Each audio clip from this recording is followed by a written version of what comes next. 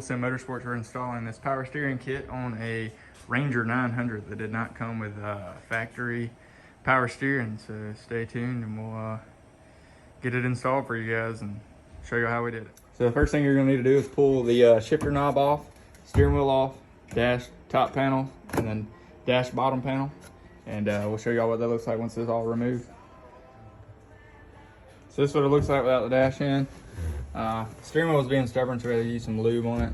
And we had to beat it with a hammer a little bit to get it out. But pull everything there, and then remove the tilt first, and then remove the 2 bolts at the back. And then pull it out.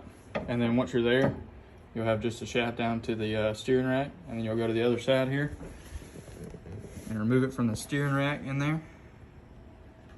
And we'll show you what that looks like once it's out. This is the factory steering shaft, and sometimes it can be a little stubborn, so you gotta pry it a little bit and maybe use a little lube and beat it out from the bottom, and she'll come out. We'll show you what's next. So you're gonna wanna grab the lower shaft here and insert the end with the bigger splines on it down. Make sure you do that, and it has an adjustment right here, and the smaller splines up. Sometimes that rubber grommet down there can be a little pain in the butt, so you can remove that grommet and insert it over the shaft and then put it back in. Once you get the bottom shaft in, you're going to want to install the actual electric power steering pump onto the shaft, and then tighten the bolt down and leave the adjustment loose for now. When you're installing the power steering motor, you want to make sure that you install it the right way, or you'll have to pull it out and do it again. So when installing that bracket, you want to make sure all your U-joints are clear of any hazards that could hit down there and up top. So you're clear of everything and don't cause any other issues. So when putting all the steering adjustments and everything back on, you want to make sure you remember to put your grommets on here on both sides and on the steering wheel. The wiring harness for the electric power steering pump is going to come with red, black, and a white wire. Your red wire, of course, is going to be power, black ground, and white is going to be your remote wire. So when the key's turned on, it notifies it to kick on and turn on.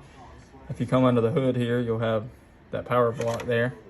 You got a power and a ground over there. So just hook your ground up and your power up there, and you'll get your key switch somewhere else, and I'll show that. All right, so we got everything mounted up. We've got the module there that controls everything. All the plugs are in it, mounted here, and ran our wires down to that bus block. Got all our power there, and our remote wire also. And next up is just gonna be putting the dash back in and plugging everything back up. Go back through, make sure all your hardware is tightened up, top, bottom, everywhere, and now you can start installing the dash.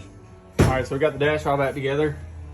Everything's good there. We're just gonna leave the nut loose so we can drive it and make sure the steering wheel's straight with the wheels when they're on.